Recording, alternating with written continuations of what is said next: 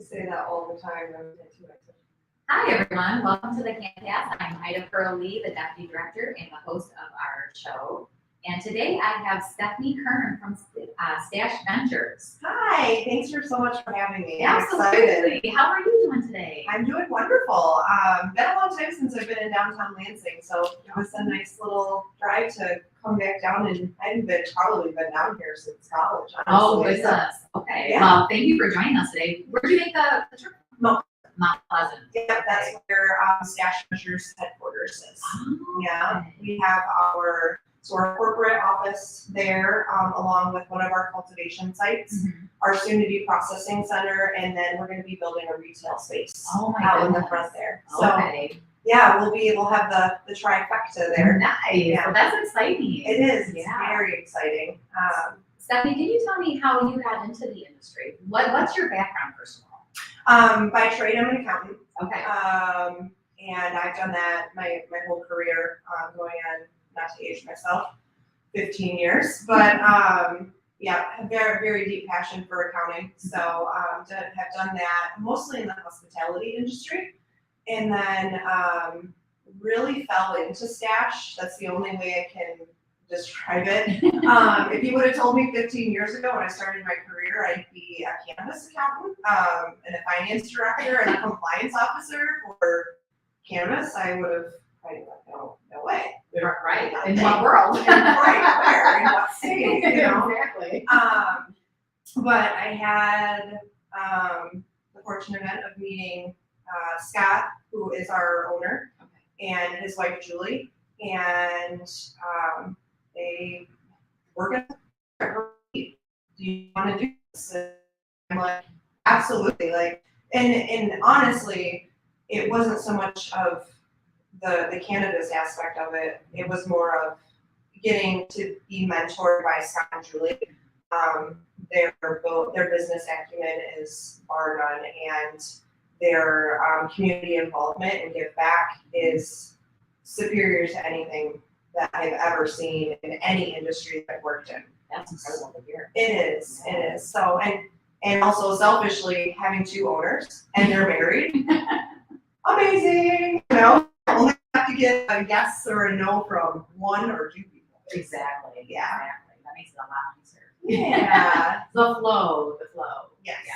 Definitely. So, what did Scott and Julie do before cannabis? You said, they called you and said, "Hey, what do you think about this?" Yeah, well, they actually came into the market, and I applied for the job. They are actually in the real estate business. It's their first, what they would call stage of life. They've done that, built that business, and have grown into other businesses from there.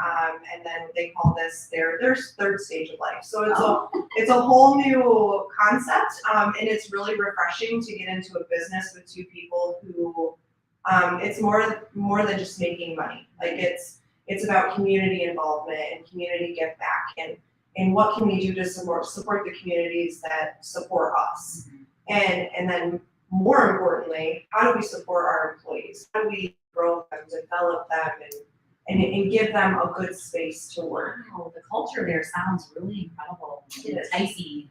It is. Yeah, our culture is really culture of good, and based around our 5 promises: care, connect, inspire, be authentic, and then drive the business. Oh, I love that. Yeah, and it means a little bit something different to everybody.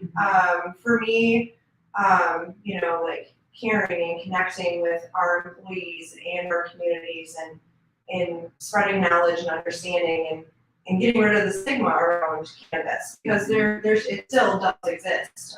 Unfortunately. Yeah, I was telling you kind of earlier some of my experiences with the stigma around it, and that's what we're really trying to do. Develop our employees, educate our customers, and drive our business so that at the end of the day, we can put more money back into the communities where we're at. So, and I love that concept. Just giving is so huge. It is. We talk about all the time in the cannabis space about social equity programs, and how can we make this space more friendly, because it really is. I mean, we're all cheering each other on. Exactly. And it's amazing. Yeah. It really is. It's an amazing space to be in. I have several different people that I talk to from different spaces, from different companies, and I've never had anybody tell me no. Like, I got an idea. What do you think of this? Or does this sound dumb? Or just tell me it's bad, you know? So how does this compare to like other jobs that you've had? So one of our core 5 promises is being authentic and being your own special kind of weird, is what we call it. I love that. Yes. We're all individuals. Yes, and you know, unfortunately, like I being an accountant, most people think I'm here, you know, and we're not. I'm here, like we're cool, like we're really awesome, and so I'm very, as you can tell, I'm a high energy, I'm a very bubbly person, and sometimes in professions, especially being a woman, you kind of have to, dim your light a little bit. Exactly. Yes. And working for Scott and Julie, that's nothing. Like, if I'm ever in a type of mood and he's like, what, are you okay? Like, what's going on? Like, where's your personality at? And that's how it is at all of our sites.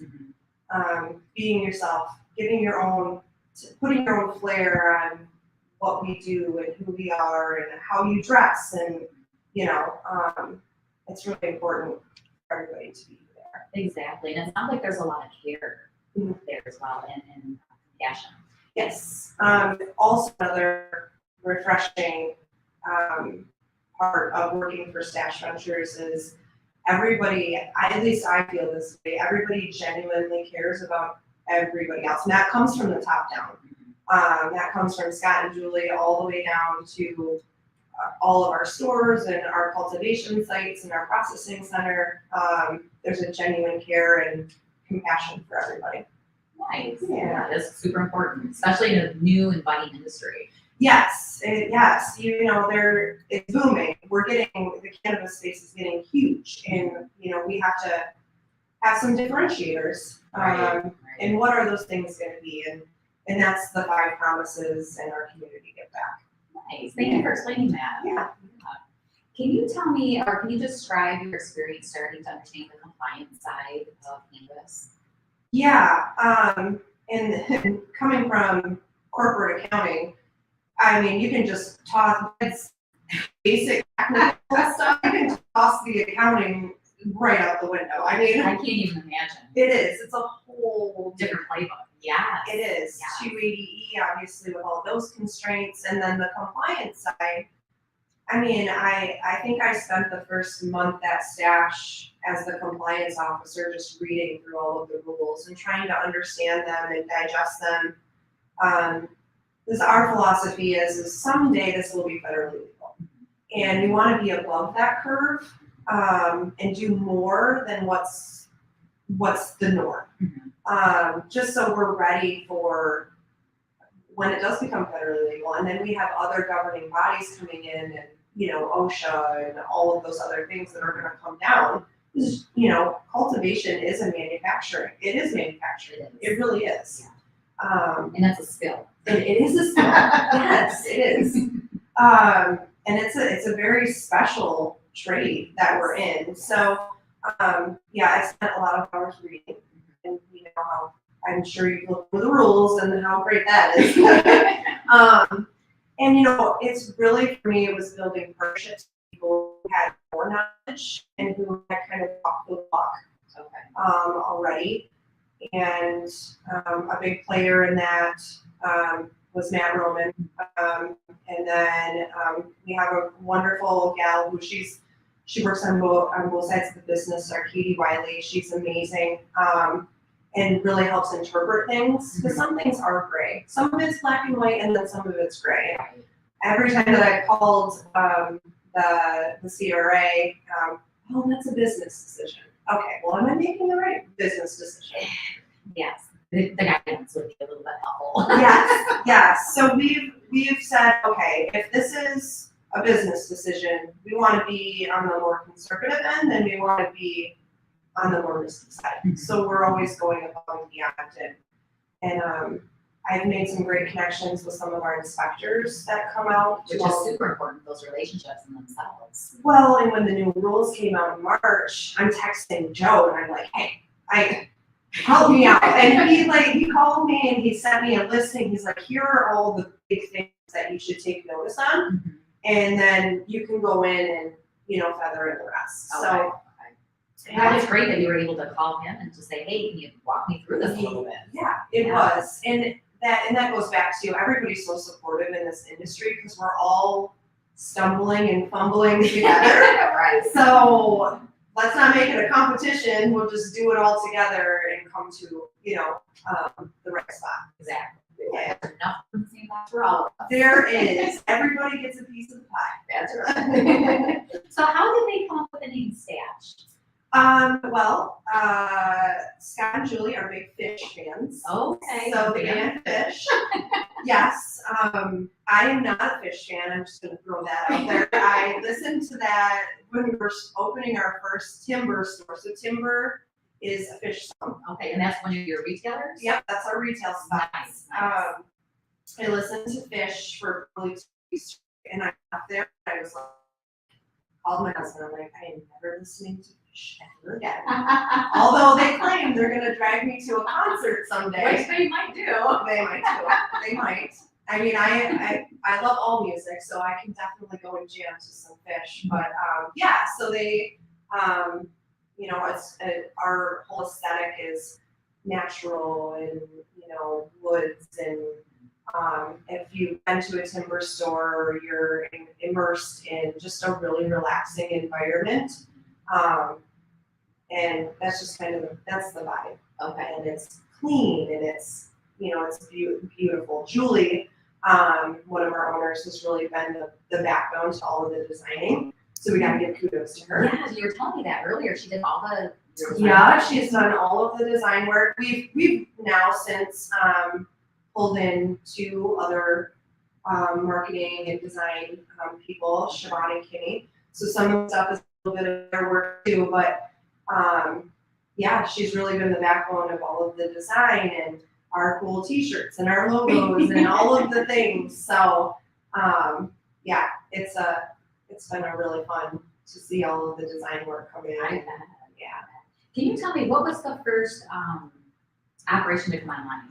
That would be our Muskegon retail store. Okay. So, technically we purchased where our cultivation site sits in Mount Pleasant currently. Mm-hmm. We purchased that piece of land first, but took a little bit to get up and going. It was an old warehouse. They actually used to wash beets there. Wash what? Beets. Oh, like sugar beets. Okay. Yeah. Wow. Yeah. Okay. But we bought the Muskegon location. That was first to market. We opened that late September of 2020. Nice. Congratulations. Yeah. I know, it's my baby. Yeah. We always talk about it's the first store. All of our blood, sweat, and tears went into that store. And it's still booming and going and Exactly as it should be. it should. Yes, it's a beautiful location. So Nice. all of our locations are beautiful. And you have a processor coming up too. Yep. So Timber is our retail spot. We have 5 of those. One coming online here in the probably next 30 days. What are your locations? Yep. Big Rapids, Allegan, Muskegon, Sturgis, and soon to be 3 Rivers. Wow. Okay. Yeah. Nice branching out there. I know. Yeah. Sturgis is one of our special locations too because we have a cultivation being built on the back of that. Oh, So that was really exciting. We bought the whole space and we have our timber store up front and then we'll have our cultivation in the oh back. my goodness. Yeah. That's gonna be awesome. Yep. So then we have cultivations in Mount Pleasant, Owasso, and soon to be Sturgis. And then our processing center is going next door to our cultivation in Mount Pleasant. Oh my goodness. Well, Yes. congrats. There's so much going on. So Yes. When will you be processing? When will that be on? We're hoping for the next probably 90 days. We just got CO yesterday. Unfortunately with lead times, and I'm sure this is industry wide, but we've had some, backlog on some of the equipment for extraction and all of that. So Supplying. yes. What was the journey to licensure looking like to you for the You know, licensing, and I don't know if anybody else would disagree with me, but licensing for us has been pretty, I mean, not easy. I mean, there's a lot of work that went into it, but once you get one and you know the standard of the things that they're going to need and want, it hasn't been that difficult for us. We always go, and Scott will attest to this. I always go 2 steps ahead, even if it's not warranted, just to be there in case it is. Right. I'm always trying to do the most details possible, so there aren't no deficiencies, there are no questions. And it's still ever changing, updating SOPs, updating business operation plans, but we're always going back to the drawing board and making sure that what we're doing makes sense for where we're going. Well, it sounds like you're on top of it. I mean, like you really know what you're doing, and you educated yourself, and you've given yourself, that the time you need it to step into your role. Yeah, Scott pushed me very, very hard to learn all aspects of the business. Not to say that I could just go out and grow marijuana, but I understand the process very intimately on all aspects, and I think that's what also helps from a compliance standpoint, is I understand the process from when we cut a clone until the end, and now in the depths of learning the whole processing, how we do the extraction, all of the metrics that shake out when you extract and distill it, and what that looks like. And then from a retail space, just general business acumen, which I'm lucky enough to have a mentor like Scott that has a really good solid foundation there. So it's easy for me to just pick his brain when I need it. It's good that you have a mentor too. Yes. And really, I would say in the cultivation managers and our director of manufacturing and cultivation, Ryan Suma, they all have been great mentors for me and teachers for me. I'm an accountant. I can bang out a really great spreadsheet for you, but when it comes to growing weed, I'm a little hands off. Yes. So. That's, but again, the culture, it sounds like you're really close-knit family. I mean, I know you're all friends and you're still bringing employees in. How many do you employ? We have 158 right now. Goodness. Between the 4 retails and 3 cultivations. We have started hiring for our processing side. We're starting to use the software Flourish. I don't know if you guys have heard of it or not, but they're going to be on our processing side for start to finish. So we started hiring some employees there, so we learn the software. Nice. There's a lot of back work that go into it. You have to put in recipes, and I can go on and on about that.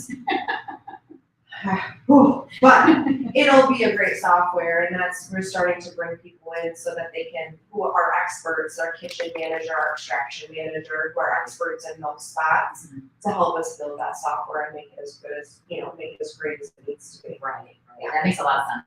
The training in itself. Yes, exactly. Yes, software is only as good as what you put into it. So true. Can you tell us about some of the strains, Timber, Cannabis, and High Minded? So High Minded is our, High Minded is our cultivation. Okay. And I brought for you guys, Brabant is our best selling strain that we have right now. Brabant is a core strain. Okay. Our cultivator in Mount Pleasant brought it in, and it's just been a really solid strain for us. She's a beautiful plant. We have good test levels. Anywhere from 28 to 30. Our highest tester was 33% in the Brabant.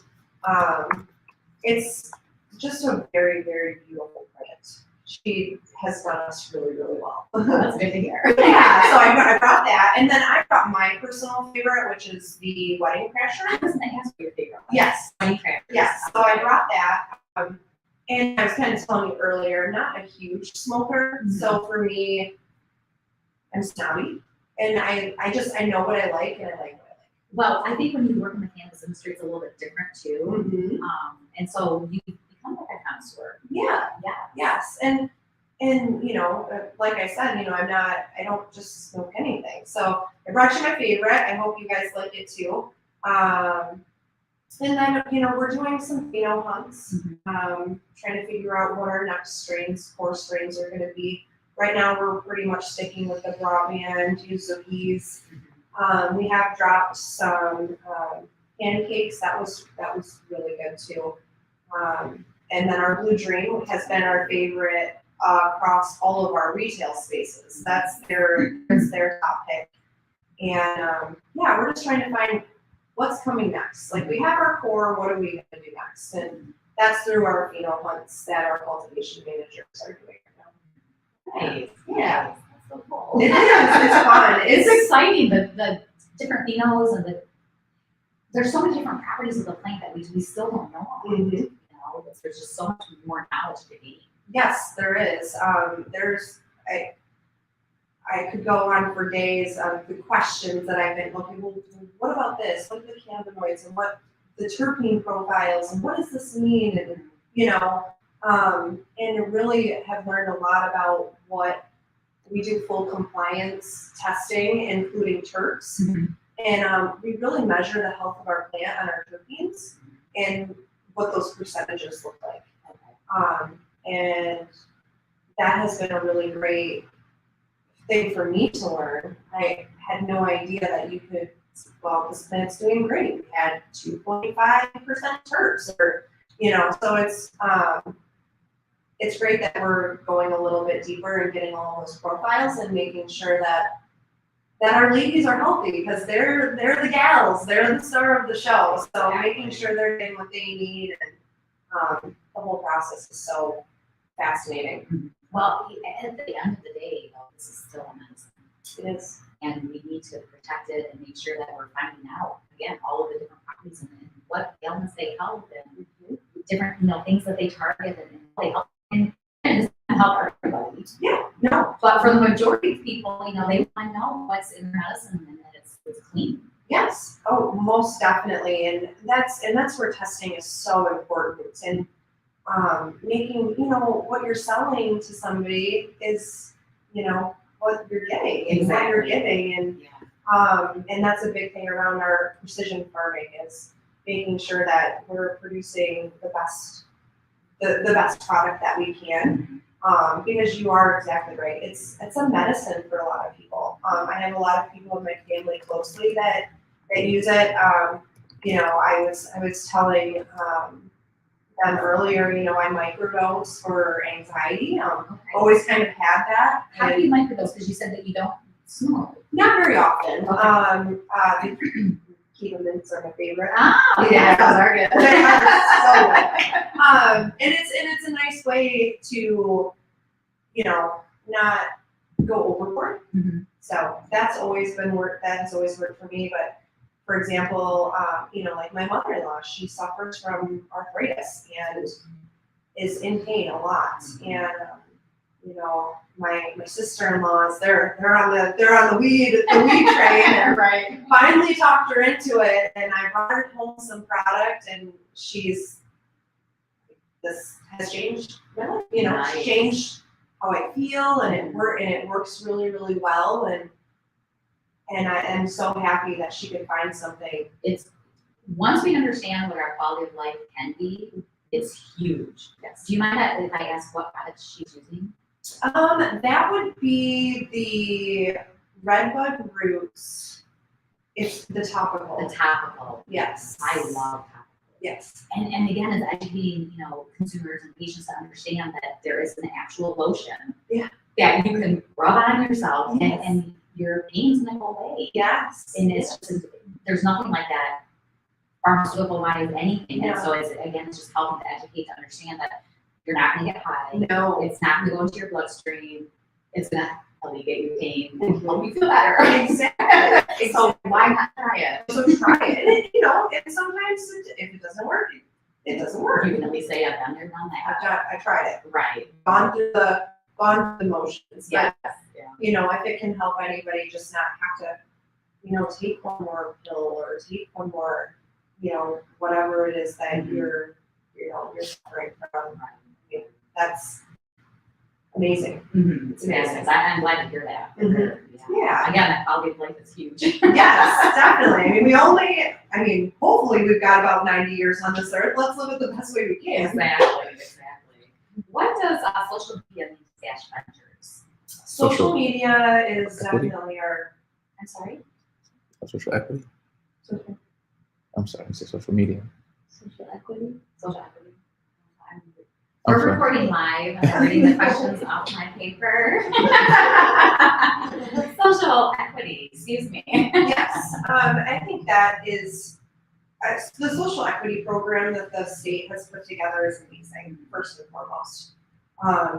Because I think it's really influenced the communities that our cannabis is in to do more. And if the leaders are doing it, then we should too. And I think that's wonderful. The First Prisoners Project is near and dear to my heart. Not that I've been directly impacted or have a family member that has gone through what they've gone through, but it really pulls at my heartstrings to see these people having to fight for their right to be free when it's legal. Like it's hard. It's very sad. So to be a part of that and work with that and have the state of Michigan backing that and the communities backing that is just really great to see. Well, and you're helping change people's lives. Yes. Which is so huge in itself. And that is what this space is doing in all things. From the products that we produce to supporting each other to supporting people who can't support themselves. And it's amazing. It really is a big family community. And like I said earlier, I haven't had one person this is my secret. That does happen. Maybe in some things. I'm definitely not giving anybody a rocket. That's right. For sure. But for the most part, it's a very friendly and inclusive environment, and that's refreshing. Yeah, it's really neat too, that you're giving back to the community, and that's so important to Stash. Yes, it is our business driver. That is why we are in business. And you said that's what attracted that what attracted you to them in the first place. Yes. Their culture of good is what they use in other businesses. It's actually plug for Scott. It's a book. He wrote a book. Oh, wow. Yes. Yep. Culture of good. And if you know Scott, that book is who he is. Okay. Culture of good is the name, the title. Yes. And give back. When you create a culture of good, when you create an environment where your employees are happy and want to be there and want to drive the business, it's a whole flywheel of a full circle. Exactly. You invest in your employees, they invest in your business, and then you make great products, and then you push that back into your communities and say thank you for allowing us to be here. It's a win-win, literally, for the entire community. Yes. Yes. I'm still mind blown that cities haven't opted in yet. Like, do you know how much? Like the things that you could have and do, and they'll get there. Yeah. They'll get there. Oh yeah. Well, again, breaking down the stigmas and educating and just understanding this is, at the heart of it, cannabis is a medicine. Yes. Yep. So, what does it mean for you, for Stash Ventures, to be part of our legislative committee? Oh, we should have done it sooner, honestly. We should have. We got involved, Matt and I got involved, gosh, that was probably 6 months ago. But everything that this organization is doing for the cannabis space is so important. And having that community, networking community, to lean on and lean into is amazing. And you gotta have it, especially with everything that's ever changing. Mhm. The rules are changing, the industry is changing. We've just seen that. We've just seen prices in bulk flour go from, Drop. yes, Just plummet. yes, yes. So, having that community of professionals and people who have been in this space a long time is so important. And I'm so thankful that we've jumped in and we've started being, um,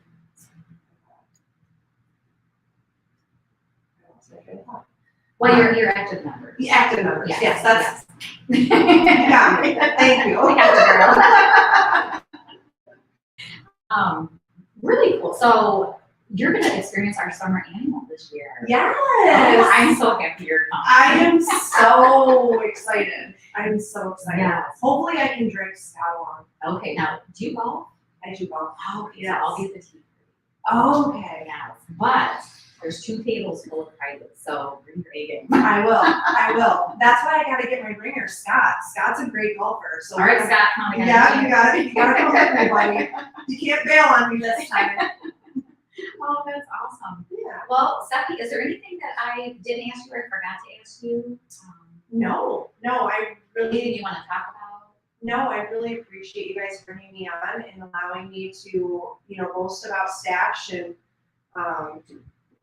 get our names out there. And I really appreciate the opportunity. It's been wonderful to meet everybody, and I hope that you guys will have me back soon. Oh, absolutely. We love that you're members, and again, we love hearing all our members bringing to the table, showing everybody what you bring to the table. Yes. And what you offer. And there's quite a bit that you do. And Yes. your culture and community, and you're thriving, which is Yes.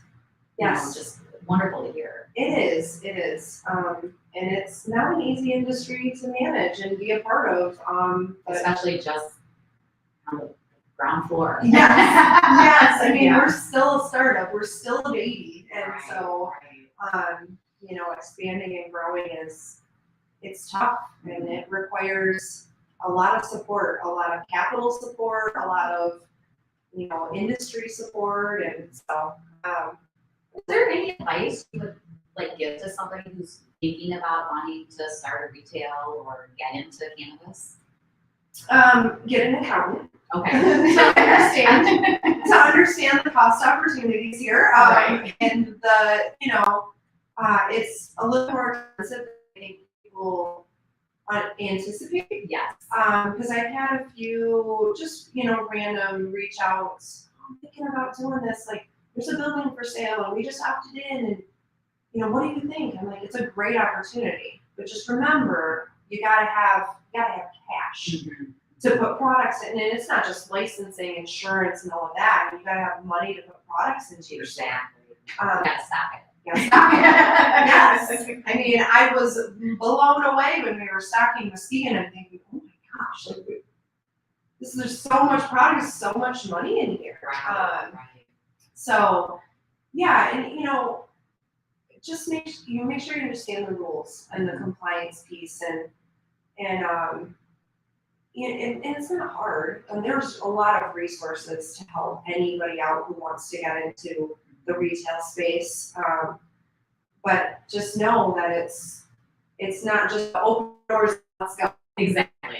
Yeah, there's a little bit more involved. Yeah, there's some legwork. Yes. But you can, the state of Michigan is very supportive, and joining groups like this and finding networking and connections to get you to people that can help you along the way is so valuable. Again, we value you as members, and thank you. Yes, thank you. Yes, Appreciate it. absolutely. Well, I will see you at the summer. We're looking forward to it. All right, well, that's all we have today for our show. We're going to give an ancillary shout out to Posibit. Posibit. Here it comes. Hey, Angelo, thanks for joining us today. Can you tell us a little bit about Posibit?